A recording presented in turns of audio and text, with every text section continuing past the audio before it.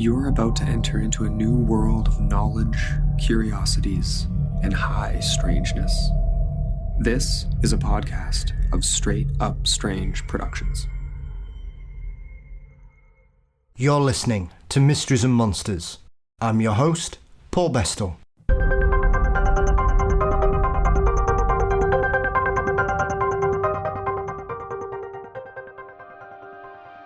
Today we take a return trip into parapsychology and the parameters of paranormality with Morgan Knudsen. In her latest book, The Gift of Instinct, Morgan unravels the modern misperceptions of negativity and conflict that seem to have seeped into the cultural promotions of the modern paranormal. Morgan offers us ways to open our minds to reach our true paranormal potential and understand more about this subject. Morgan and I cover some pioneers in the field, the hold that grief can have from blocking paranormal encounters, and much more in a thought-provoking conversation. And as always, it is a delight and a pleasure spending some time speaking with Morgan. Before that, don't forget you can support Mysteries and Monsters by signing up at patreon.com/mysteriesandmonsters. $4 a month gets you ad-free episodes, guaranteed early releases, and bonus content. You can also click on the link in the show notes as usual. Mysteries and Monsters is also on all social media platforms: Facebook, Twitter, Instagram, LinkedIn, and please subscribe to the Mysteries and Monsters channel on YouTube. You can also visit mysteriesandmonsters.com. News, episodes and merchandise are all there. Thank you as always to Dean Bestel for his marvellous artwork. The show is produced by Brennan Storr of the Ghost Story Guys, and Mysteries and Monsters is delighted to be a part of the Straight Up Strange network. Morgan now takes us on a journey of paranormal rediscovery and helps us to find the gift of instinct. On today's show, we return to the world of the paranormal and parapsychology in the company of Morgan Knudsen, author, educator, performer, investigator, and the co-host and co-creator of the marvellous Supernatural Circumstances with Mike Brown. Morgan has many strings to her bow, including in her new book, The Gift of Instinct, offering us collections of lessons to free our minds and realise our paranormal potential. Morgan, welcome back. Well, thank you so much. It's good to be here. Yes, it's always nice to speak to you. Hands across the ocean, as always. Yes, absolutely.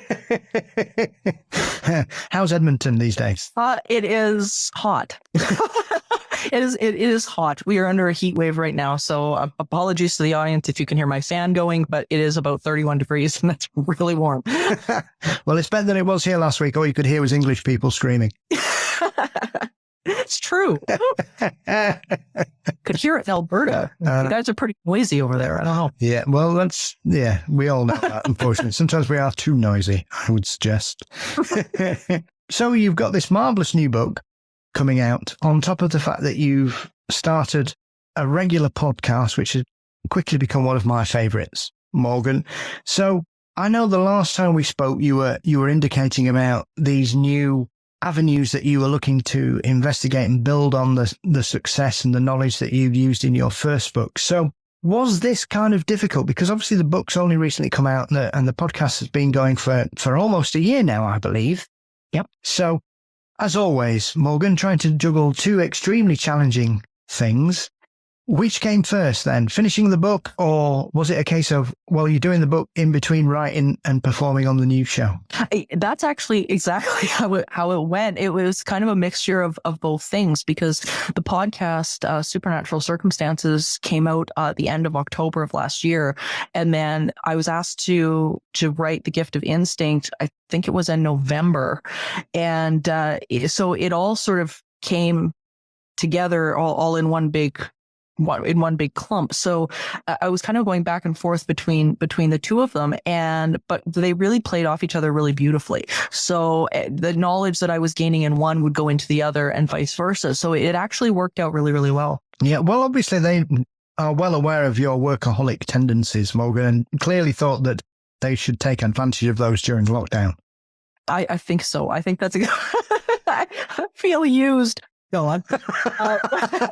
But it was, it worked out really well. And especially too in the winter here in Alberta, it gets really cold. And last year we had this weird weather where we would get warm above zero and then it would drop during the night. So the snow would melt during the day and then overnight it would freeze into an ice rink. So going outside, like driving anywhere, walking anywhere, it was so difficult. And our road services here are terrible. So it was really hard to get around just in general anyway. So the best thing I could do was just to sit in front of the computer and do this. So it actually provided a really great way to keep busy during a very strange winter last year. Absolutely. Yes, definitely. And even with your fire-breathing talents, Morgan, ice is a danger to most of us. It's a danger. And here it was so strange because the roads almost looked like they were flooded, but it was solid ice. And because it was melting and freezing and melting and freezing. So it was really, really scary. So a lot of the stuff that I was writing about, I could just sit there and, I was reading and doing a lot of that just around the house. Yeah, just watching pedestrians slide past your window. Pretty much. Yep. The best way to watch the ice, I suspect. So with this book, as I said before we started the conversation, it's such an inspiring and positive Thank you. outlook on the world of the paranormal. And I think it's one of those aspects that I've touched on with a few guests recently that I think we're kind of getting to the end of this. Anything to do with hauntings or the paranormal or parapsychology is either dismissed and poo-pooed or it's all terrifying. And I know when we've spoken previously, we're big proponents of the positive aspects of embracing the paranormal in all its facets. So was there a deliberate construction when you were pulling the book together in regards to how you wanted to get your thoughts and your feelings and your lessons, as the book is essentially a guide of how to deal with the paranormal and the way we handle it? Or was it something that you've always kind of felt strongly about, Morgan, and it was just about getting it down on paper to get it out there? Well, it was funny because when they first asked me to write the book or write a book, I was struggling a bit because my first book, Teaching the Living, covered so much of everything that I wanted to talk about. So I was struggling to figure out, okay, how do I, create a book that is so different that, is going to be as impactful and can still get people to walk away with exactly what you said, which is a positive outlook on this stuff. And I realized as I thought about it that there is a running thread throughout all of the researchers that I've spoken to, myself included, everybody, parapsychologists, and people that have gotten into this field and have really, really dedicated their lives to understanding this stuff. And that is this instinct and calling that is so strong and so powerful that people have literally thrown away extremely good jobs to pursue. And they've put their life, their old life on hold so that they can go and completely reroute themselves to understand what is consciousness, which is the big question of the paranormal. And I was one of those people, and I began to think about that and think about, well, what is that? What is creating that? And the more I understood it, the more I began to realize, it's not just in the world of the paranormal. It's in many people's lives. They have this instinct or this calling that's pulling them forward. And oftentimes the fundamental basis of it is, I know there's something more. I know I'm part of something more. I know I'm supposed to be doing something more. What is it and how do I get there? And it's not something that comes out of the logical mind. It's something that comes out of a very deep inner space. And not many people have the wherewithal or the belief that they can follow this and watch these doors open for them. But the ones who have watched exactly that. These doors start to open for them, and things begin to happen that they really can't explain. These things start lining up. There's some incredible things that have happened to individuals, myself included, that have gone down this path. And I think that's what I really wanted to talk about with this, which I didn't get a chance to talk about with Teaching the Living, And that is the idea that this is within everybody. And here's the people, here are the examples of people that have done this. And it's, these are pioneers that have, we stand on the shoulders of giants as researchers. And these are just there's a calling within everybody, and everybody's got the ability to follow it. Do you think this is something, because I've heard you speak about your life and how you ended up in the place that you are now, and I find a real affinity with that, Morgan, because I'm doing this show and I'm talking to you and I'm talking to all the other guests that I've ever spoken to, because I got to a point in my life where I'd hit rock bottom. And I say sometimes jokingly, looking back, that poltergeist and Bigfoot saved my life, which they did. And I know that throughout your earlier life, you had some challenges where life wasn't working. You felt trapped, constrained. You were sofa surfing. You were living hand to mouth, essentially. And I think, is this one of those things that when you've come to write this book, you've a real affinity with some of the people and the characters that you focus on in some of the chapters, because some of them haven't been perhaps as down on the luck as you or I were, or for a variety of reasons, both personal and through mental health. And I think some of the other people were in more learned professions. I mean, your great-grandfather is a prime example of someone that gave up a fabulous career to face ridicule, essentially. The same with some of the other people, such as Joseph Ryan. Yeah. That these were very learned people who were viewed as, I suppose people would say, that they'd gone crazy because they'd given up easy careers because they were very talented and very knowledgeable in the fields that they were entrenched in.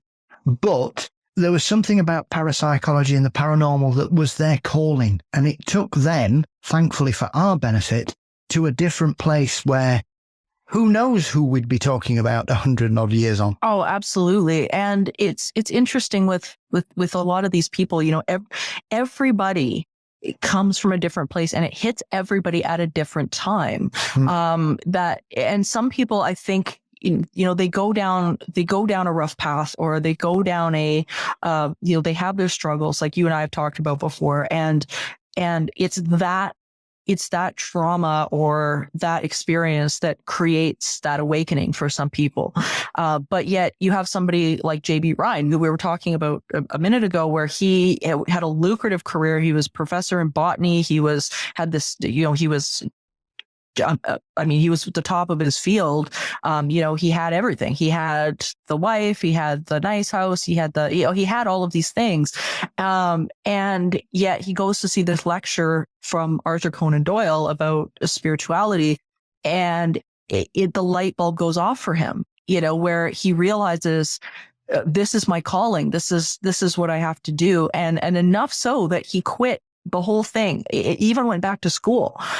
He put himself right back to school as a student to learn psychology so that he could prepare himself to pursue this. And I think awakening comes at different times for different people under different circumstances. So I'm not even sure if we can compare one story to another, because I think different circumstances have the potential of creating and causing that awakening, and whether or not somebody follows it is like an entirely different, that's a whole other ball game and into itself. Do you think it's easy for people like you and me, though, because we've got haunted bones, as they say, that because it's in our family's history and our family tree, and we've been exposed to it either through family history or even personal circumstances or just being around that kind of environment, that doesn't matter what we try and do in our earlier lives, there's something about this subject and these theories and these questions that really resonate with us, even if we try and hold them in or push them away for 10, 15, 20 years. Yeah, I think, I think when you've grown up around it, or you've got a supportive environment about it, I mean, it definitely does make a big difference. And I think, if you're walking around with an academic reputation that's at risk, that definitely makes things really difficult. That's a really big decision to make. My great-great-grandfather, when he made it, I mean, his colleagues tore him to pieces. They were like, what are you doing? Like, you're a famous physician. What's wrong with you? Why would you throw your life away to, do this silly stuff. And I'm sure JB Ryan got the same got the same attitude from a lot of people where they're like, what are you doing starting a parapsychology lab? There is no future in this. What is your problem? Especially when they see it as something that is frivolous. But I think everybody, that really grasps the depth of what parapsychology is and what the paranormal means, I think they really truly understand that it is not something about, is this house haunted? Let's go, run around a house and see if there's something scary that's going to happen. This is such a deep and profound question of consciousness and our role as consciousness, as well as our role within it. And I think that's often what hits a lot of these people, even the academics who maybe have had no experience at all with any of it. I think it hits them in the same way, where it's like, no, hold on a minute. This is about a big question. And those people, I think, are often thinking about that question prior. There's something within them that resonates with it, or else, the words of someone like Arthur Conan Doyle wouldn't have resonated with him. He would have just walked away out of that lecture. But there was something there, an asking in him that was requiring an answer, and he received the answer. It just came through a unique venue. It is. And it's fascinating, really, like you say, because often people gravitate towards the paranormal more often than not in this day and age through personal experiences or a deep interest in it. And often when we look back at that period of the late 19th and early 20th century, as you were pointing out there, the vast majority of things that had happened up until that point were extremely frivolous. Sideshow performers, con men, fraudsters, sleight of hand. And yet, even academics and scientists thought, well, actually, I think there's more to this than meets the eye, and sort of reclaimed it at that period to bring it back into the academic fold when you have the Society for Psychical Research being formed and the way that they began to grow. And then obviously, as the 20th century dawned upon us, more people became aware of it, and radio and newspapers and books started appearing and being written by intelligent, articulate, well-educated people, which kind of elevated the subject again. And I think often when we look around about what's happening in the modern era over the last 20 or 30 years, we seem to be going through this frivolous period, and all the serious scientific investigation and boundary pushing, it seems to be bubbling under the surface again. And maybe I'm just being too positive or too hopeful, Morgan. I don't know. But I've got a real feeling that there's a momentum coming from the bottom now in the paranormal and parapsychology, that it seems that once again, the learned people are beginning to drive the car. Yeah, I believe that too. And I think now it's a matter of getting the information out to people who want to hear it. And I think that's the majority of people. I do a lot of live classes. I do a lot of live shows and things like that. And every single one of my audience members that I speak with, every one of them is at that point. Like, a lot of them have, they still watch the silly ghost shows on TV, and they still have fun with the entertainment side of it. But there's another part of them that is feeling that same inkling, which is, why is this happening? What is this? What does this have to do with me? And I think that their inkling is right, that it does have something to do with them. It's everything to do with us. And I think that is beginning to bubble to the surface, especially the more we advance in things like quantum physics. With quantum physics, understanding consciousness can't be done without parapsychology, and vice versa. We have to have both pieces. And so I think now, a lot of these, what were once theories and, nice ideas and, maybe considered fantasy, is now being confirmed or theorized now by people who are making pretty good names for themselves in the scientific community. And everybody's having to take another hard look at it, because it's not just conjecture anymore. Now it's going, okay, wait a minute. This actually is explaining what people are experiencing, when they're having things like a near-death experience, or they're having things like, the movement of objects, or seeing apparitions, and things like that. So I think now, it is becoming unavoidable. We have to take a hard look at this. Yeah. And I think one of the frustrating aspects for me is that, especially when it comes to paranormal research and parapsychology, there are certain things that seem to get thrown out for decades, and then they start to sort of return again. And I've often been really surprised because when we talk about things like remote viewing, primarily, these were experiments and programs that were heavily invested in, that we know of by the US government, and therefore one can presume that every other major superpower in the world at that period was probably doing the same thing as well, Morgan. Absolutely. Whether that information will ever see the light of day, but I would be more shocked to discover that perhaps Russia, China, Britain, France, even Canada, even their military forces were not investing in some kind of experiment or program on a similar level to what the US were doing. And yet now, when you talk to some people, they almost view remote viewing as some kind of urban legend, despite the fact that the papers are there, the records are there, we know it happened, we know who was involved, and we also know, incredibly, some of the amazing successes. Yes, a lot of it was gobbledygook and nonsense. However, that does not negate that sometimes some of these remote viewing experiments and programs were terrifyingly on the money. You bet they were. And they were used in some very high level operations as well. There was a presentation a couple of years ago about how they used remote viewing to help find Saddam Hussein. And how it was used within the Gulf War to locate bombs and things like that around the oil rigs.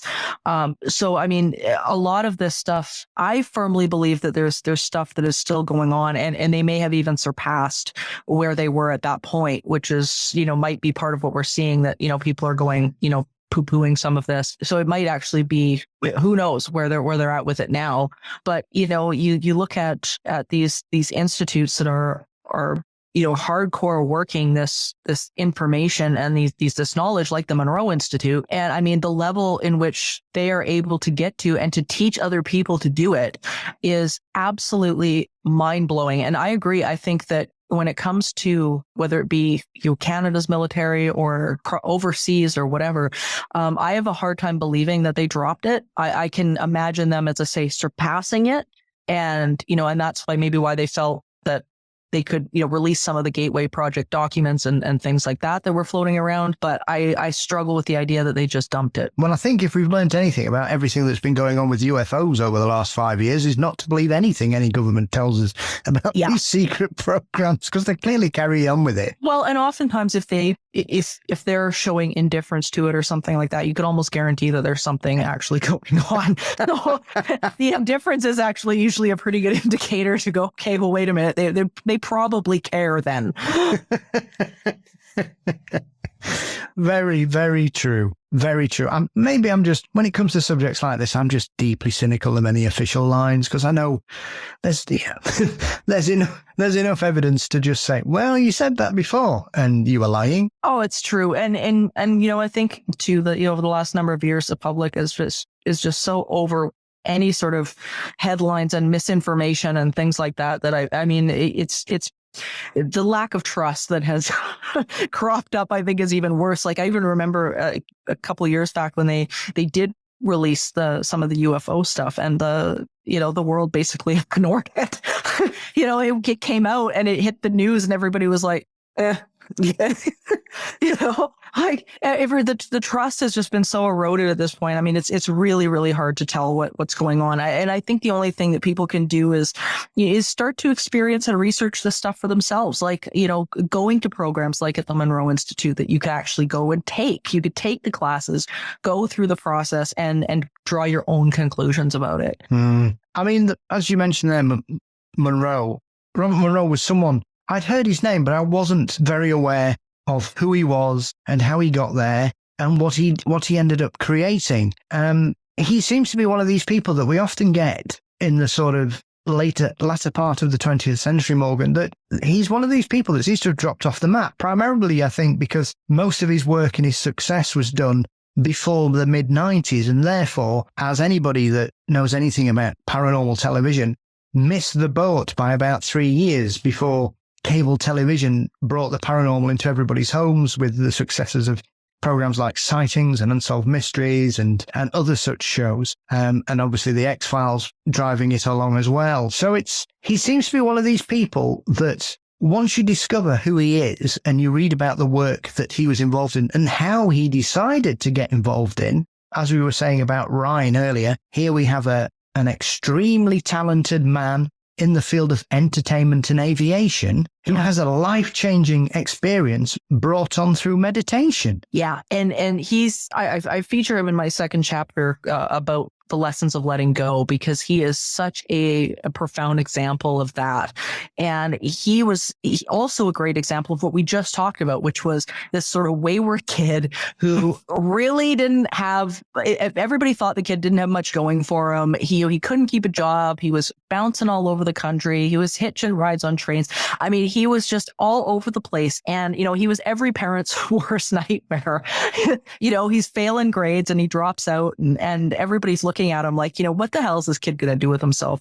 And, yet here he is, probably one of the brightest minds that the parapsychology world has ever seen. And he becomes an audio engineer and, has this experience and begins to understand the concept of audio frequency and the mind and the brain and how it works and how they affect each other. And it's such a phenomenal story. And I think it gets even more phenomenal, once he starts to have these interpersonal problems with his daughter, and his wife passes away, and all of these different things that start to happen. And the lessons within his own story, I think, really speak to the idea of what we're talking about, like things like remote viewing, and the idea that a lot of this stuff is about letting go and allowing these things to come rather than trying to force this stuff. So I don't know. I don't think he necessarily, I think he definitely missed the boat in terms of entertainment and popularity. But at the same time, I think he hit it at a really good time, in the sense that he was able to develop what he needed to develop without the public on top of it, in terms of, trying to make it into a television show or trying to exploit it somehow.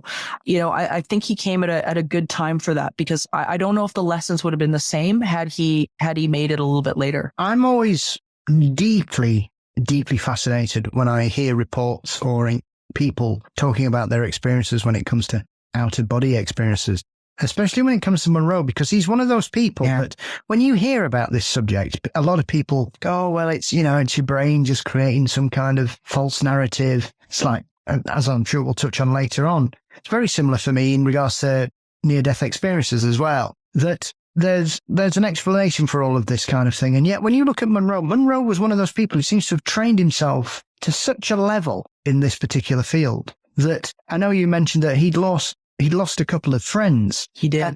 And obviously for most people, that would be a time of grief and reflection and probably a bit of guilt and things about unresolved issues or conversations you can never have or things like that. Monroe just thinks, well, what I'll do is I'll just drop into my meditative state and I'll go and have a chat with them on the other side. Yeah. And it's so powerful, because I think not only did he teach us about the concept of letting go, but also of surrender to what is. And that was such a great example of it, is that, there was no pushing against, there was no resistance.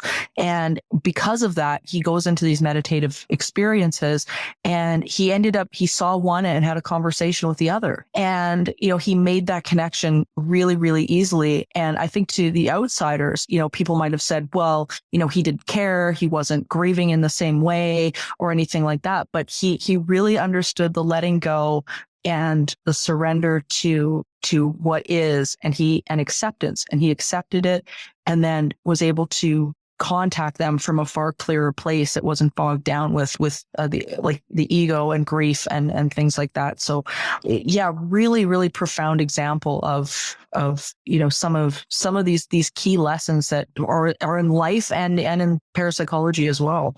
And yet, even for all his success and the knowledge he had in this field, once his wife had passed, I found this portion of that particular chapter rather sad, that obviously he'd lost his lifelong partner, the love of his life. And so he wanted to go and find her. And because he wasn't able to connect with her for whatever reason, even that may be down to some kind of internal barrier that he'd created without actually realizing it, Morgan, or it doesn't work every time. Even for somebody as experienced and as knowledgeable in this particular practice as he was, he viewed it as a complete failure to the point that he said, that's it, I'm never doing this again. Yeah. And oftentimes, even with my own career, I've had a lot of people talk to me about similar experiences. And actually, in one of my last classes a couple of months ago, I had a young girl in the audience, and she came up to me later and she said, my father passed away, and everybody around me that knew him is having experiences except for me. And I keep trying and trying and trying,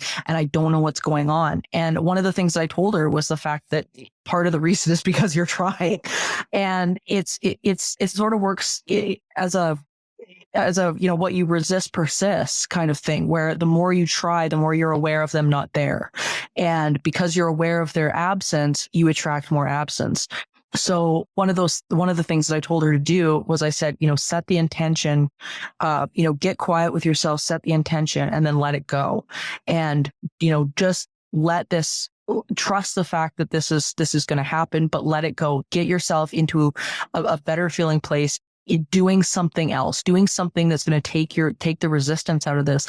And it was about 3 weeks ago, I got a message from her, and she said, Holy, you were totally right. It happened. I had an experience with them, and I couldn't believe it.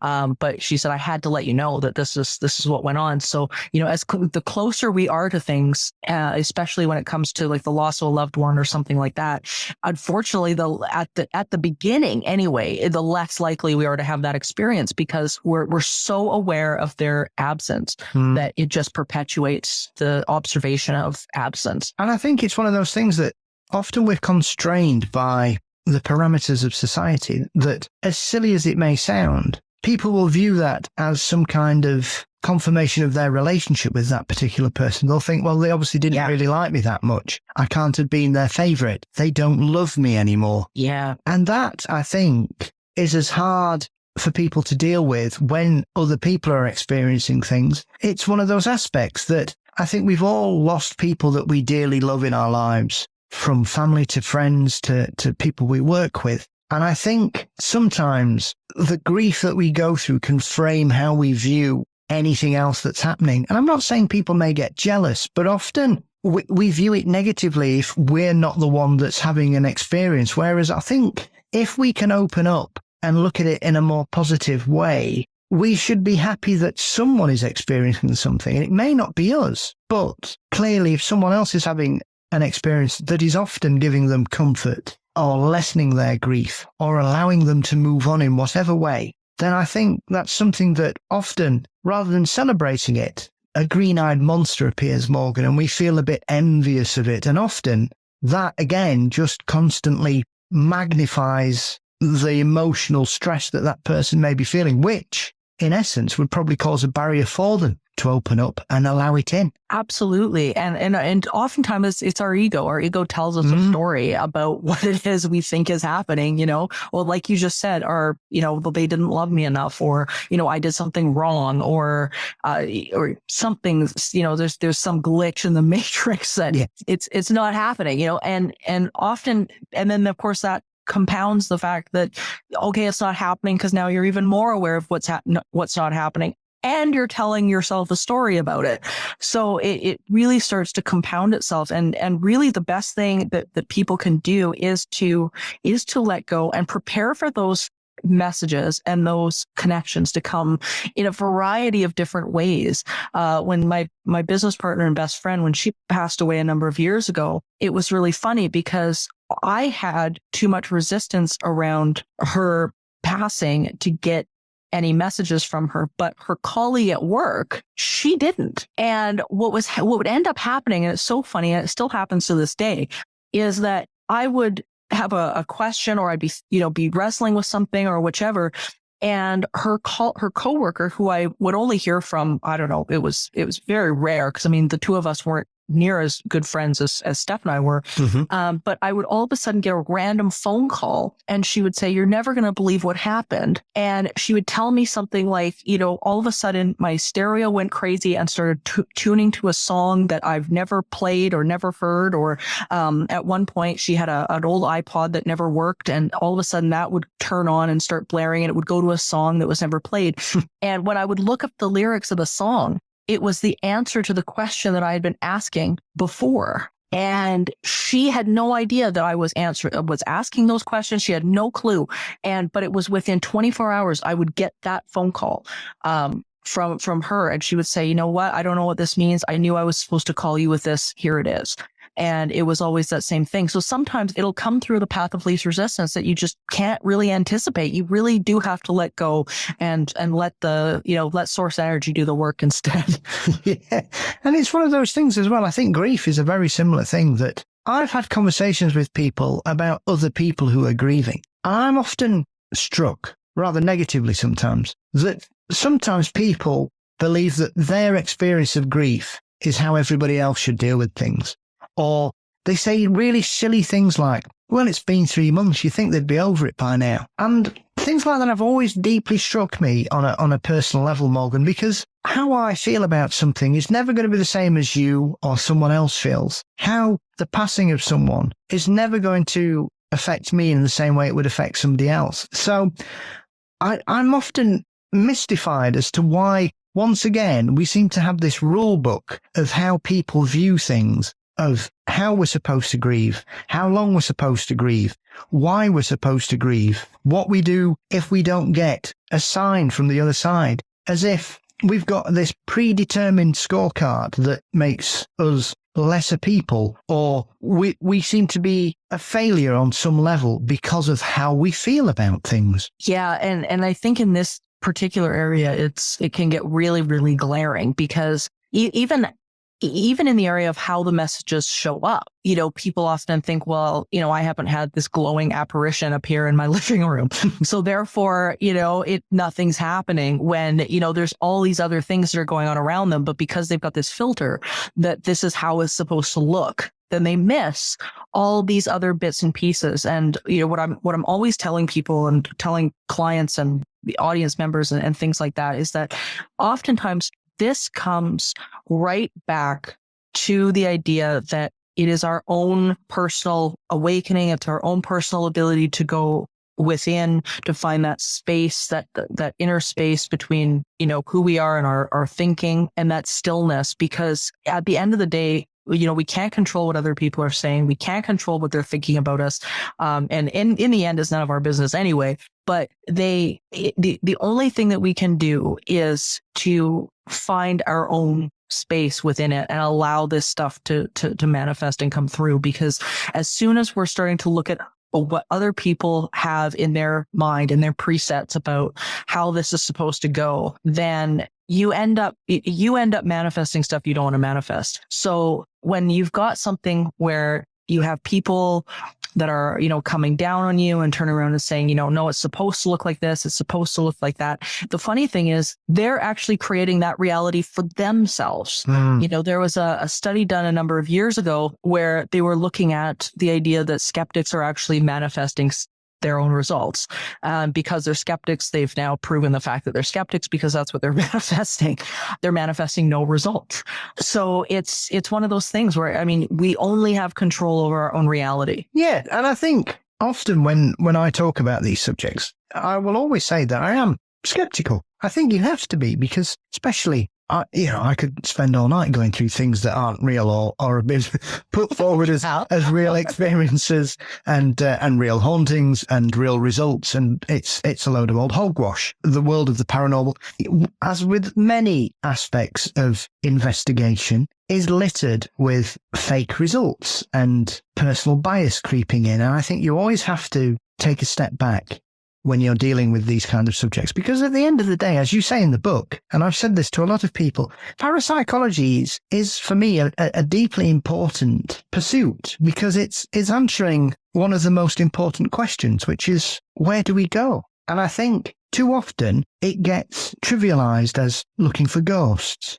running around old houses at night in the dark. Whereas for me, it completely misses the big picture here. And that is, we are essentially energy batteries. We are walking, talking energy. And as anybody with a passing knowledge of how energy works should know by now, energy cannot be destroyed. It simply becomes something else. And regardless of whatever facet of the paranormal or parapsychology that you find deeply interesting, the one result that keeps it all tethered at the base is what happens next. Yeah, and that disidentification with form, and I think that's sometimes where people get hung up, and when we see in the world of the ghost hunting and things like that. I mean, I've done interviews by ghost hunting teams and things like that, and you bring up the idea of, well, what is consciousness, and they're like, well, we never thought about that. They're thinking on this very like one-dimensional level that it's like, no, we're looking for a ghost though. Like that's what we're doing, and they've missed that bigger picture, which is where I think some of that bias comes from, where people are like, well, this is silly. Well, when you look at it like that, yeah, it kind of is. Like, this is about a bigger question, and that's such a minute part of what we're actually looking at and the questions that we're asking, or what we're really looking at when it comes to parapsychology, which I think people, if they broached it this way, would begin to understand, is that we're looking at what is beyond form, and the intelligence and the presence that is us behind the ego, and us behind the physical, the physicality and the materialism. And once you begin to look at it like that, I think the question becomes a lot more serious. And that's when all of this other stuff starts to look a little bit more, more frivolous, and that's okay. It can be that way, because I mean, the other stuff, I mean, it's fun and everything, but when it comes to the actual skeptic side of it, is that's the question that if they're not asking that question, then there's something limited and some issue with their own thinking. And I think often as well, you can get bogged down and follow templates from how you expect to be able to do these kind of things, or do this kind of research, or investigate locations in a specific manner. There seems to be, you've got to do this, you've got to do that, you've got to do this, you've got to have, if it's a haunted house with an alleged child in there, you've got to take toys with you for some reason, or you've got to take a radio that tunes into really bad static and can't possibly be picking up anything else, which I always find deeply concerning. Having once been terrified by a taxi coming through my music speakers. Oh, geez. Which is one of those things that until it, and it happened about 1:10 in the morning with the lights down low, and you just do this, hello. You're like, what? What's coming through? And then it's like, I'm just going into the city centre, I've got a fare. And you're like, oh, right, okay, it's a taxi. Or is it a ghostly taxi? Who knew? But when you, at first, anything like that strikes you as, oh my God, what's going on here? And I think often a lot of people say, right, well, if you do this, if you do that, you're fine. And there are so many things that often seem to be used in the modern age that there is this, for me, there are two camps in the modern ghost hunting field. There are people who use the traditional kit, which is your Ouija boards and your calling out and using trigger objects and things. And then there are the other people that are just using masses and masses of specific technology. And you may call me cynical, Morgan, I'm not sure, but I'm often very dubious about particular equipment that has been designed for the prime result of proving something is haunted, be it these really strange cameras that pick up dancing stick men everywhere. There are so many things that if it's designed for a specific purpose, the cynic in me says it'll create the specific result. And I couldn't agree more with that. And oftentimes too, I notice a great misunderstanding about how some of the equipment actually works. One of the ones that I've noticed the most over the last little while is people using a very similar technology to what the video games are using, and sometimes they're actually using video game systems to pick up on people walking around a room or invisible entities walking around a room, and they see a grid or something like that on the wall, and then if the camera picks up the movement, then it finds it connects the dots and finds if there's a person in the room and things like that. And it's things like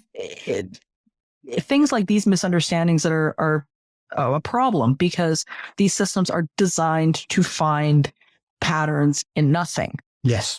They're designed that way. So, if it finds a random pattern somewhere, it's going to connect the dots and it's going to say, hey, there's a person there, when there isn't. So there's a lot of that I've noticed where people thinking that they're getting results, where in fact the system is designed in a way that you should be getting something, because that's how the AR picks up whether or not there's a person sitting there so that you can interact with the video game.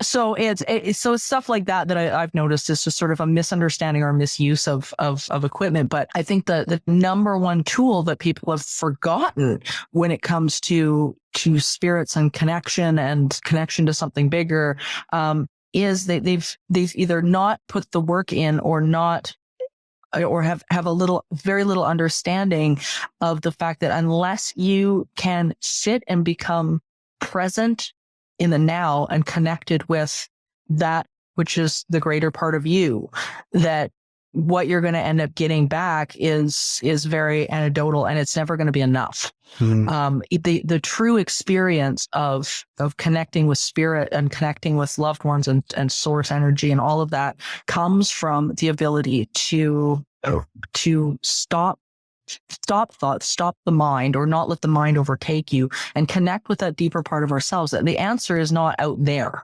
And and chasing all of those things, it's fun, but it's not ultimately going to be the satisfactory experience I think that people are looking for. They're looking for that one bit of proof. Well, there isn't one bit of proof. The proof that you're looking for is going internally and discovering that presence, because that presence is the consciousness that is connected with the loved ones and the spirit and all that kind of a thing. Absolutely. And once again, you fall into this rule book that doesn't exist. Yeah. This proves that somebody's doing this. I mean, I've got a very strange thing going on in my flat at the moment where cutlery is disappearing, Morgan. I don't know why. and it's quite noticeable because it's specific items of cutlery that are in a set, and it's gone. We don't know where it's gone. We've no idea where it's gone. It's just vanished. And we've had a few things. And this, strangely, is also, we've had a few weird things happen over the last sort of 12 months since we discovered that the property I now live in was blown up during the Second World War. The house next door took a direct hit. Wow. And was obliterated. And unfortunately, the house next door, there were 7 people in it. They were all killed. They took a direct hit by a bomb. And within 3 weeks of us finding this out and doing some research, because there's lots of documentaries and books about the Sheffield Blitz, there was nearly 700 people killed in 2 nights of bombing during the Second World War. Once we'd pulled back that curtain, it seemed that something decided to say, well, I'm glad you're interested. Here I am. Because since then, we've occasionally walked around the property and we will smell cigarette smoke extremely distinctly. Neither of us smoke. There's nowhere for the smoke to come from. And it lasts 2 or 3 seconds and then it dissipates completely, goes, gone. And we just thought, well, this is a bit odd. And then it seems to have ramped up that we've obviously stopped paying attention to this weird smoke now, and now it's started to nick our cutlery. Isn't that funny? It's so interesting how some of this stuff comes about. I mean, I've had similar stuff happen around my place as well, where either things have gone missing and then reappear somewhere where I blatantly looked before, or we've had some pretty extreme stuff happen here. There's a bird bath on the balcony, which the birds here use all the time, and the bird bath at one point it imploded on itself. Oh. And it's glass, and it literally went everywhere. It was crazy. There was no reason for it, nothing. There's been a number of things happen around the house that has been really strange. And my little python, interestingly enough, has seen somebody that he seems to know around the house as well, and greets them. He has a very special, specific greeting for people that he really likes and that he recognizes. And I would say about every 4 months or so, somebody shows up and he gets very excited and he goes and he greets midair, and he has an interaction with them that lasts probably around 20 minutes. And then they seem to disappear, and he looks around like they're gone, and he just moves on and does his own thing. But like there's something here that visits, but yeah, it comes and does all sorts of little things around the house, or it would oftentimes either remove my pictures from the wall and then place them leaning up against the wall. Or it used to do that. Everything was fine. Like nothing had been ripped out of the wall or anything like that, but it would take pictures down and prop them up and all sorts of stuff. But yeah, it comes around every once in a while. So it's really cool. I mean, this stuff is as magic as you want to get it. Absolutely. And once again, these aren't traditional hauntings. These are not the kind of things. I mean, that sounds mine certainly sounds like a bit poor showing, really. It's just a bit smelly occasionally, and now it's taken a shine to cutlery, which is more frustrating than anything else. Fritz, it's interesting because it's so noticeable that when you smell these aromas, you're like, oh, it's literally like you've walked into a cloud of cigarettes. It's like somebody's just had a cigarette. And you're like, oh, that's odd. So is that proof of something? I don't know. It's peculiar. It's weird. As the natural skeptic in me, I check everything. I smell other items around. And like I say, neither of us smoke. Nobody comes to the house, but nobody smokes in the house. There's nowhere for people to put smoke in. It happens in different rooms at different times. There is no rhyme or reason to it. If it was happening in the same place over and over again, you would think, well, perhaps there's something else going on here. Something's triggering this. But it seems to like to take a little tour. Yeah, it's so interesting how some of this stuff shows up. And oftentimes there doesn't seem to be a rhyme or reason to it. But I think you brought up a really good point, which is, is this proof? Is that proof? Is, what I'm experiencing proof? And that becomes such a hard bar to measure, especially when we understand that our perception, everything that we're experiencing, is a result of our own frequencies and how we're thinking, and the things that we experience, whether or not we're open to these things. You could experience this thing and then have somebody who's a completely not expecting, complete skeptic, be in the same space and not experience it at all, because they're just perceiving it within different frequencies with a different filter. And so everybody is really responsible for their own reality. And oftentimes people will say, well, you're saying it's in my head. No, not at all. It's absolutely something that's happening, it's measurable and whatnot, but our own state of expectation and our own state of being and how we move through the world is so indicative of the types of experiences that we're going to have. So if somebody is saying, I don't believe in any of this stuff, nothing ever happens to me, well, they're manifesting that, and they're right. Nothing ever happens to them. They're completely 100% correct. And in their reality, in their world, it doesn't exist. But yet, you can have somebody like us who is, walking through the world and having these things happen. And it's, this is absolutely a reality, and it's something that's measurable, and you can talk about just in the same way that the skeptics, if they're saying it doesn't happen, that's measurable too. So it's our world exists there are no absolutes in it. It's really fascinating. I'm also delighted to see that you touch on something that I'm sort of having a second love affair within the world of the paranormal, which is EVPs. Yeah. And I'm fascinated by this. I've been listening to a lot recently from sort of the end of the 90s and the early noughties, when people were still using tape recorders, for God's sake. Yeah, look them up, kids. And I know. You'll never understand the frustration of not having a pencil to fix your tape. But it's another thing that I think has certainly seemed to sort of drop off the paranormal map these days, that sometimes people, occasionally you'll see them they'll use digital recorders or whatever these days. And often, especially if it's in regards to modern paranormal television, the vast majority of them are done on an entertainment basis more than an intellectually challenging or educational basis. So I'm very reticent about some of the modern examples, but when you look at some of these old ones, there are two conclusions you can draw from some of these older experiments in this particular field, Morgan, that they were either fakes or they were real. There's no middle ground here. Yeah. And EVP has got such a long history, I think, that people negate. And there really is, in my personal opinion, I really believe that there's something to them. Over the years, I remember doing the tape recorder thing, and back in the day, like I remember that, and I remember and then switching over to the digital and things like that. But Steph and I learned some really cool lessons when we were doing EVP. And one of those lessons was our state of mind and our state of being as we were doing them, and in relationship to the types of results that we were getting. And that's one of the reasons why I mentioned it in The Gift of Instinct, was because it wasn't so much the fact that EVPs were proof of this or proof of that. But what we learned was that when we let go and we were just having fun and we were laughing amongst each other and just having a good time and just putting down the kind of stoic type of attitude that you often see on the TV shows where everybody's sitting around and they're grim and, waiting for an answer and things like that. When we did that, we found we got absolutely nothing. It was radio silence.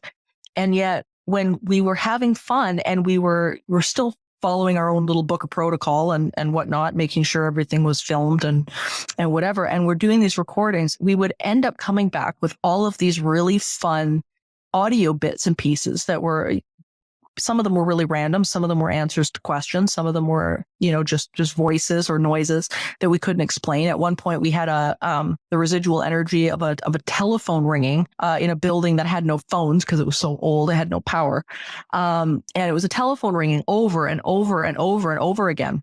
And so we had all these really neat things happen, but it was always when we were ourselves in joy and when we had just let go the expectation of what was going to happen and took our attention from it. So we would set an intention and then just start having fun. And that process brought us more results than at any point for us sitting around and trying to make it happen, Yeah.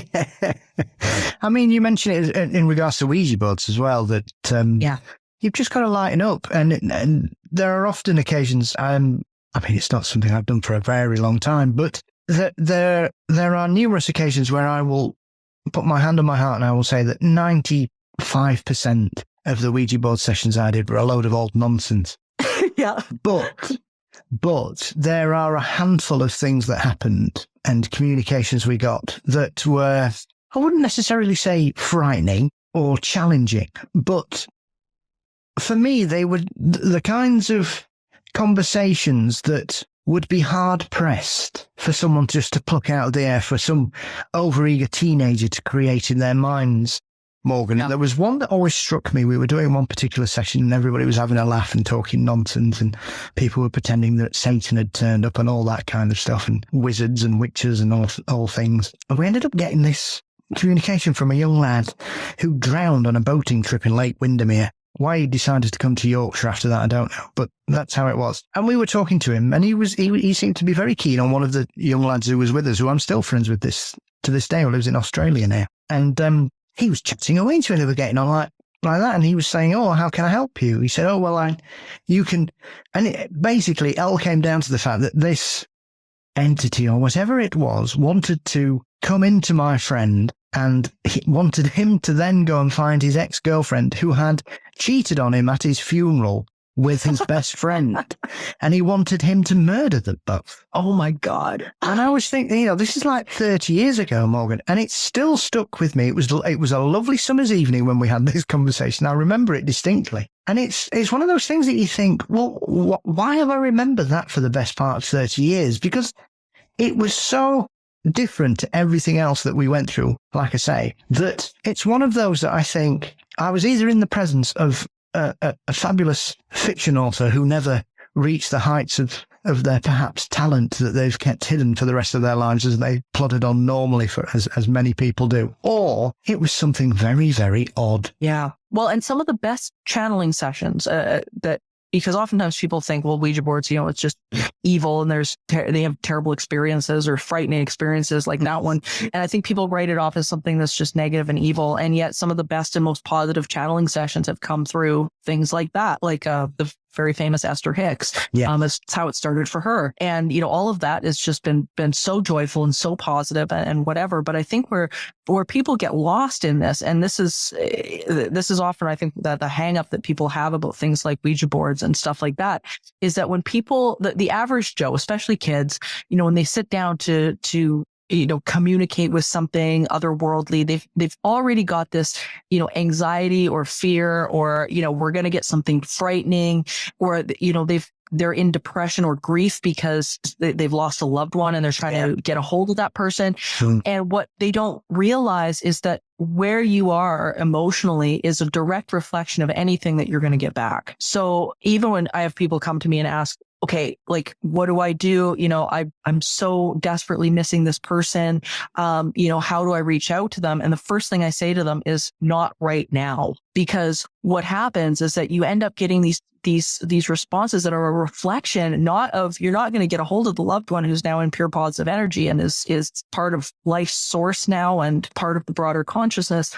There's something else that's there that you end up tapping into that's so ego driven, and it's very much of the mind, and it's not what you want to be talking with. So I think that state of expectation and that level of emotional awareness, and when you sit down to actually use something like this, whether it be Ouija board or EVP or anything else, because it really is all the same, and being able to then turn around and go, okay, like where am I? Where am I in this? And when you can do that, then the responses, it can be absolutely amazing, really amazing. Yeah, I think that is the thing. I think often, especially this day and age, they've got such a negative connotation around them that, as you say, I find it very hard pressed that anybody who wants to start doing something like Ouija is going to go into that clear of mind without thinking that if they're not careful, they're just going to get Beelzebub on the other end of the line coming through to possess them. Yeah. And that's, I think, the belief of most people. They think that there is just nothing but evil there, and, things are just working and waiting to come and get you and whatnot, which is like why kids do Bloody Mary in a mirror, and it's something that people have always loved. It's like the ghost story around the campfire type thing. And they want that thrill, they want that scare and whatnot, which is so much fun. But yeah, if you go into that with that state of expectation, then that's usually what you're going to end up with. And, then they get what they ask for, and they're like, oh, this thing was terrible. This item is bad. And it's like, well, no, anything that you're using is just a channel for the energy that you're using to connect with. So, yeah. And everybody knows that the only way to contact evil is to buy a rock album and play it backwards. Everybody knows. Yeah. Yeah, absolutely. I mean, whether it be, let's see, who can we nails to cross over these poor bands. Like, I don't even, I don't understand that, but, yeah, it's really interesting what people get in their head as to, what they think is gonna, I don't know, conjure evil, or I don't know. Poor Ozzy Osbourne. Right? Yeah. The Judas Priest case especially is a prime example of hysteria in action. And if anybody's not aware of it, I would always advise anybody to dive into the Judas Priest hidden messages court case that was happening, I think, in the mid-80s. Because it's just remarkable, primarily because the proof just showed how silly it was. Because I think one of the messages ended up being, do not sit on the wonky chair. Absolutely. Yep. Yeah, absolutely. Well, and I mean, there's been, even over the years, there was a festival that was blamed for a bunch of satanic murders at one point. There was a person who attended this festival and came back and he killed his friends and family. And there's been a number of cases like that where, it's all been blamed and, it's the music's fault or whatever. And it's like, no, this is about people being disconnected with consciousness. That's all it is. Absolutely. I think the recent series of Stranger Things as well, I know some people thought it was a bit far-fetched, the whole Dungeons and Dragons satanic panic storyline, but for anybody that lived through that decade, that was a real thing for some people. And it's remarkable how when these things happen, and obviously we had a satanic panic here in the UK and there were these covens hiding everywhere, an extremely awful case about children being removed from families based on false testimony and bias, and it caused all kinds of problems. And it all turned out that none of it was true. It was all delusions from one particular person in one particular case, where nearly 50 children were removed from their homes because of this one child's story. Yeah, and we see that. We see that often. Again, it's just this sort of level of unconsciousness where people instead of looking inwards, they start to, they have to point to something that is outside of themselves, that, well, it's this thing that was, that made them do it, or that thing made them do it, or, we'll create something that's outside of us because it surely couldn't have been our fault for whatever reason. And it's interesting, and then of course they drag their kids into it and stuff like that too. But, it all comes back to the same thing, which is, part of this book is the fact that level of unconscious living, it is just going to make you miserable, and it bleeds into everybody around you. And I think that's why, being able to get in touch with that instinct and whatnot is so important, because if we don't, and we're not following that calling, and we're not, on a path that's making us, excited and joyful and happy, or something that we can at least have acceptance about, then it just causes suffering at the end of the day, whether it be yours or somebody else's, or usually both. And so you get these cases where people are just sort of trying to look outside themselves and trying to find, well, it was the music and the music's evil, or the Ouija board is evil. And it's like, no, there's something to be learned from this, but people have to be willing to ask bigger questions. Absolutely. And evil has always been with us, even before these cultural trends appeared. So I find it once you look at it in a mature and balanced manner, you realize just how silly it is often. Oh yeah. And I mean the people over the years, like even the spiritual teachers that have been told that they're evil or whatnot, or their content is, it's absolutely laughable. But again, and most of them I find are the ones who absolutely have never picked up any of the books or read them. Yeah. They've not attended anything. They've not actually read what's there. They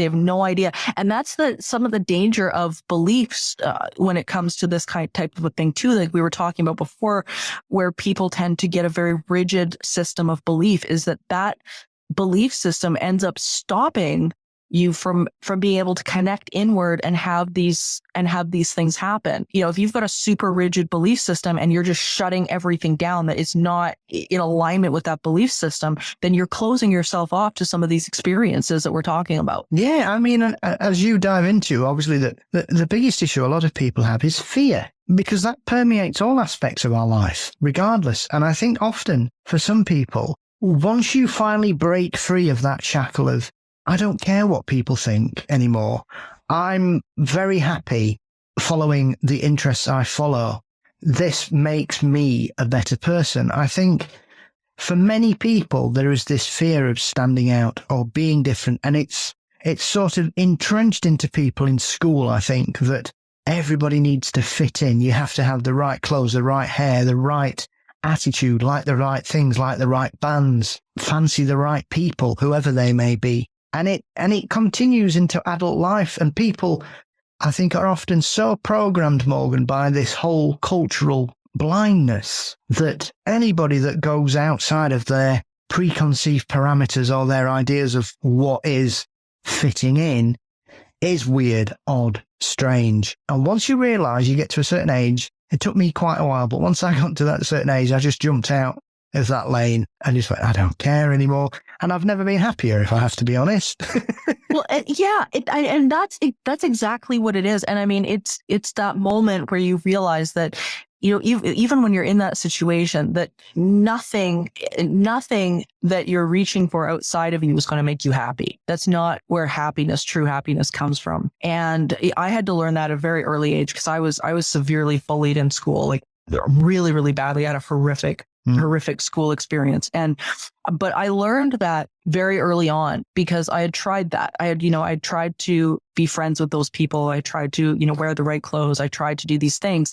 And no matter what I did, I was still the outcast. I was still made fun of. There was always something, because the problem wasn't the clothing. The problem was their unconsciousness. And I had to realize that really early on. And so I ended up doing exactly what you did, where I completely went in the opposite direction, because I figured these people are going to hate me no matter what I do. Yes. So I may as well be happy doing what I want to do. Yes. And they can hate me as I'm doing it. And thank God that I ended up with that attitude, because it's carried me throughout life. I've always been a big risk taker. I take risks in my job, my career all the time. And I don't have any fear of that. I don't have fear of public ridicule. I don't read people's comments for the most part. If I put something out there and, people criticize it, I really is water off a duck's back to me, because it's really their opinion is just literally none of my business. And so I really take that side of it to heart, because as soon as you're roping your happiness in with somebody else and somebody else's opinion, you automatically have lost a big, big game. And you're never, ever going to be able to please somebody 100% of the time, all the time. It just isn't going to happen. So you have to be able to look internally and find that joy first. And then all of these joyful experiences start to manifest in your experience. People often think, well, if I just get this thing, if I just reach out there and I get this thing, then I'm going to be happy. Well, no, you're going to be happy. And then that thing is going to come to you, and you don't have to do the reaching. But the primary step, no matter what it is alignment with yourself and the present moment and acceptance. And as soon as you got that, and you've got that fundamental happiness, then everything else starts to open the doors up. I think a prime example, one of the last characters I want to touch on, Morgan, is the marvelous Dr. Eben Alexander, who is one of those people that, as we've mentioned earlier, here we have a man set in his field with the respect and kudos that a man of his position and stature could carry. And he ends up having an experience that not only changes his life, but the lives of everybody involved with him, especially in how they view him and what he's saying to them after what's happened to him. So for anybody who's unaware of this remarkable story, could you tell us exactly what happened to Mr. Alexander? Yeah, absolutely. And you're right. This was one of the most powerful stories that I had researched and read about. I've heard him lecture on various videos, and I had to include him. And so Dr. Eben Alexander is a neurologist, and he was one of the best in his field, is one of the best in his field. And he ended up with a very rare case of meningitis, and it put him into a coma. And he was extremely ill. The medications that they were giving him just weren't working. And finally, the doctors came to the family and said, look, this is the end of the line. Like we don't know what's going on, but nothing's working. And his son, upon hearing that, ran into his dad's hospital room and was like, you need to wake up right now, like right now. And he did. And he opened his eyes and he looked at his family. And the first thing he said was, all is well. And they couldn't figure it out. They were like, what just happened? And as he came around and started to be able to communicate again and whatnot, he ended up explaining to the family and his caregivers that he had this profound experience when he was in a coma, and that his consciousness had gone elsewhere, had gone to this incredible place.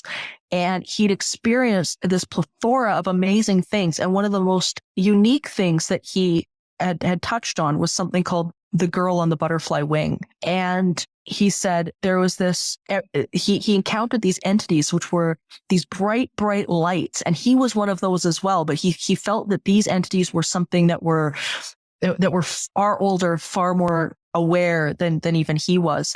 And he saw this almost like apparition of this girl that was floating on this beautiful palette of shimmering colors. And the best way he could describe it, he said it was like a butterfly wing. It was like this moving butterfly wing. And he didn't recognize her. He had no idea who she was. But he had this deep connection with her. And when he after he had this amazing experience and he came back and he didn't want to. He'd even said, I would rather have stayed in this non-physical place. He said it was pure love, pure joy, just absolute bliss. But he said the awareness and the consciousness that was around me had said, don't ever forget this place. Don't ever forget this vibration, but you got to go back.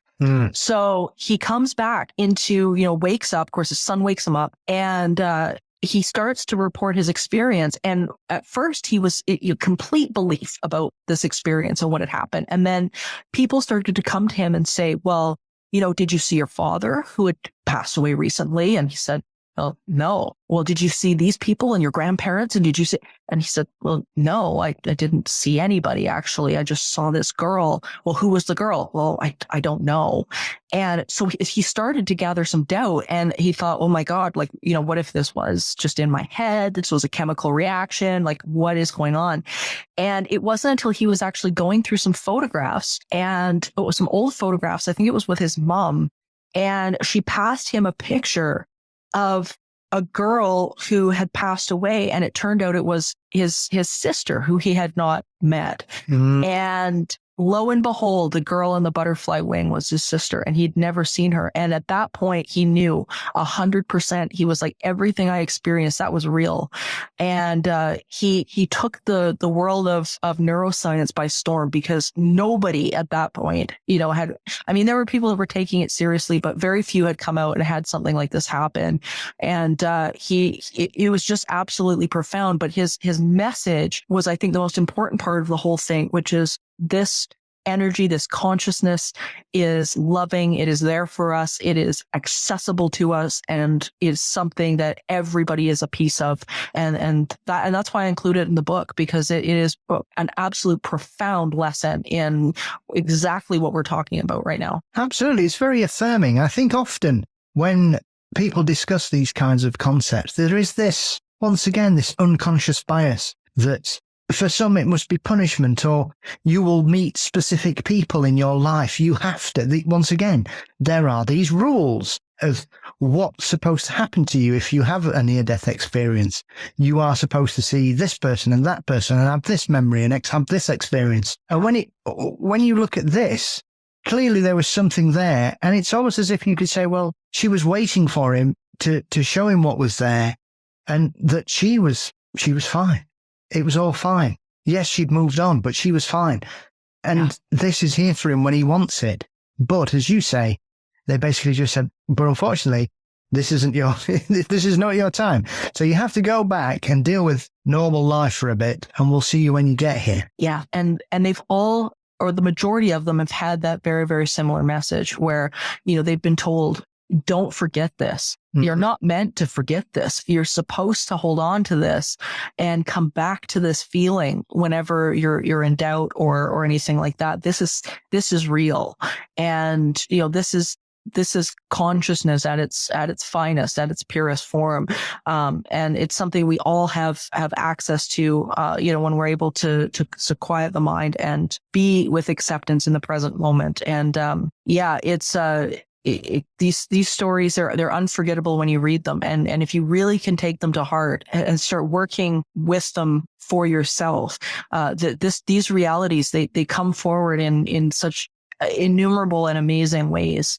They're just life-changing. And I suppose regardless of anybody's background, Morgan, when you have an experience like that and you come back, I think if anybody has ever had an experience where they've had a very close brush with death, or they've been involved in a traumatic incident, or lived through trauma in their life, often it's very difficult to get through that and look back on the life that's happened before that particular incident. In the same way, it completely changes your whole perceptions of yourself and your position in the world and what reality really means. Yeah. And I think people can go two ways about it. I think some people, take it and they go completely into ego, and they just go to, poor me. I can't believe this happened to me. And they go completely in the other direction. And then you've got the people that use it as that, like what we were talking about, that moment of awakening, where they're like, not only did I survive this, but there's a meaning to the suffering that just occurred, and they begin to realize that they can use their life and use their platform for something so much greater. And Evan Alexander is such a perfect example of that, where he realized, he's like, I've had this experience. I could keep this to myself. I could keep the wolves from the door in terms of, colleagues that might criticize me and whatever. And I mean, it would have been the easier thing for him to do ultimately career wise, but he didn't. He realized, he knew that there was something in this that was needed within the material world here, and offered that. And I think it's, I think that energy has been behind him the whole way, because I mean, his book's been so successful, and people are listening with open ears. Very true. And I think for many people, it's something that they need to hear, because I think when we often talk about these subjects, as we've said, I mean, the wonderful thing about the book is it's a collection of lessons that you've brought together. But these are, once again, Morgan, these are not rules, but these are focal points that everybody can appreciate, that everybody can understand, that everybody has some experience in, that often, once we realize that there are no rules, that for some to be happy, to find true happiness, you have to rip up this imaginary rule book that often many of us are forced to follow for a long periods of our life. And then, and only then, do we realize what our true potentials is in whatever field it may be. Absolutely. And that's the thing with this subject matter, is that it doesn't matter what you're doing. There are so many ways that we can't even begin to fathom of how things can come together to work in our benefit, and to go down that path to find that presence and that consciousness and that alignment within ourselves. There's so many different areas, and it's not all smushed together in one religion, or it's not all smushed together in a written rule book, like this is how it's going to look and this is how your life's going to look because your grandfather's life was that way and your father's life was that way, and so on and so forth. And, we've got to really be able to let that go and realize that our life is here for us to design, and that life itself is something that we are. It is not something we can lose, because we are life. And when we really understand that, we realize that this consciousness is accessible and has the answers and will hear us and come with us and guide us in these different ways. It really does become something where even if somebody is throwing the rule book at you, it starts to bounce off. You're not looking at it in the same way as you would have been maybe if, I've got to do what my family did, or I have to, I got to keep quiet about this because, that might be an embarrassment to these people, or so on and so forth. And when you stop living it so conditionally, and you stop living from that space of conditional thinking, then so many of these things begin to just appear in your life or become present in your life in ways that you can't even imagine until you really start the work. So, and that was the goal with the book, and especially in the last chapter when we get into people like Neville Goddard and Napoleon Hill and people like that who were working this information, who J.B. Ryan was Napoleon Hill was a student of J.B. Ryan, and all of these people that have taken this information and go, okay, how do we make this practical for people that they can understand it so that they can do this too? It doesn't have to be all stuck up in a lab. We can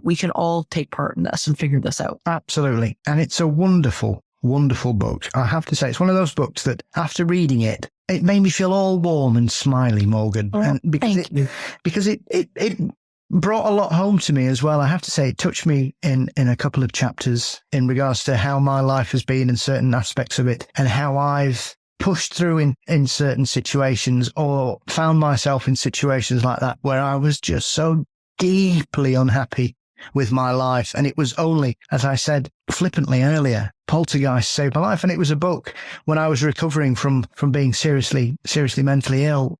There's a particular story about a poltergeist that I'd never heard of, and that was the spark. That's amazing. And this stuff, that's the magic and the power behind the subject matters we're talking about. It's so special. Morgan, where can everybody get a copy of this wonderful book? follow your work and listen to your marvelous podcast as well? We can find The Gift of Instinct, Paranormal Lessons for an Extraordinary World on Amazon. And you can find it also on entityseeker.ca. So that's entityseeker, not plural, .ca. And you can grab your copy there, as well as my other book, Teaching the Living. And you'll see it because there's my wonderful Galen, my python, is on the cover, because pythons are representative of rejuvenation and healing, and absolute presence. So that's why he's on the cover. Fabulous. As always, it's an absolute pleasure. I could speak to you for hours, but however, I know you've got things to do, and so have I. It's one of those conversations. Whenever I speak to you, Morgan, it's like I've only just spoken to you last time, and it's usually about a year. So thank you as always for fitting me in. It's always lovely to spend some time in your company. I wish you the best of luck with the book and your forthcoming endeavors, and hopefully, and I probably know so, we will speak again in the future. Oh, we sure will. Thank you so much for all of this and your amazing words. And I appreciate you. And I'm so grateful that you enjoyed the book, and thank you for having me. My pleasure. Take care.